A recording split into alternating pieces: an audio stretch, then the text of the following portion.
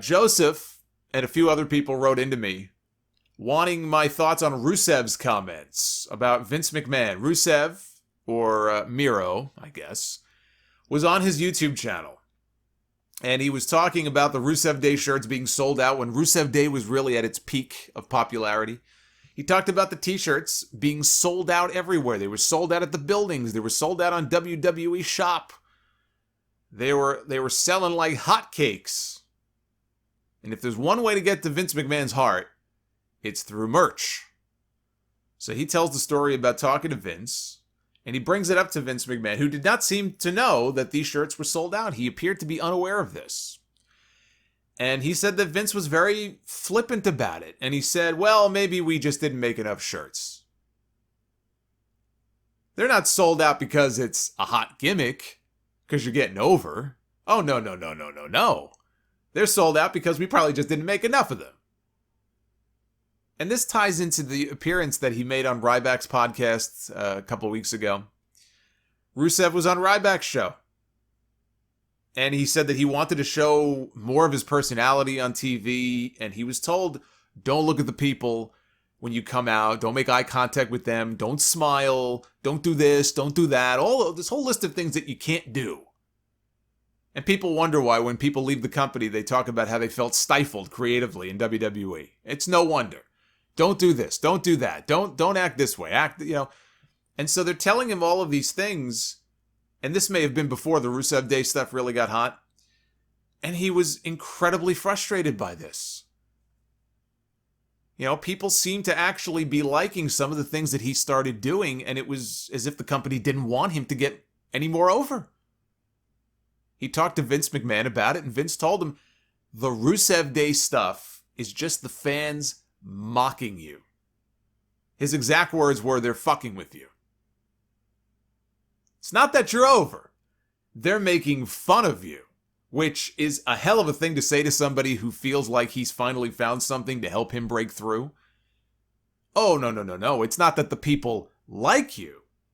They're just mocking you. Meanwhile, it's the number one t-shirt, or one of the top shirts at the time, in the entire company. Because I know that if I wanted to mock somebody, I would spend my money to buy their fucking shirt. What does that make me? He said they started actively trying to get the chance to go away. They would put him and Aiden English on at the very beginning of the shows to try to get the chance to fizzle out. The year he lost to Jinder Mahal at WrestleMania, I think it was a Fatal 4-Way or something, WrestleMania 34, he wasn't even supposed to be on the show. He was like a late addition. In the days leading up to the show, he wasn't even originally penciled in to be on the WrestleMania card. But he said he did everything he felt that he had to do. He put the work in. He tried to, he took acting classes. He transformed his body, which he did. You could see the transformation. He slimmed down. He looked good. And what was it all for? It's that feeling that a lot of WWE talents have of feeling like a hamster on a wheel. You're moving and moving and moving and spinning, but you're not really going anywhere. Your car is stuck in a ditch and you're trying to spin the wheels and get out of it, but you're just spinning your wheels. You're not actually moving. You're not actually going anywhere. You got to get a push. Literally, somebody has to push you out of that ditch. Well, all Rusev wanted was a push. And he's trying everything that he can do, and it's seemingly not making any kind of a difference to the people in power. And Vince says to him, they're just fucking with you? If you're not in their plans, it's very hard to get over in that company. You could do it, Daniel Bryan did, but they're going to be dragged kicking and screaming like they were going into WrestleMania 30. It is possible, it is doable. But it's almost like you're working against them. I mean, working in that company has to be just a total mindfuck for a lot of these people. I don't think I could handle it. I like dealing with people straight up. I like people dealing with me straight up.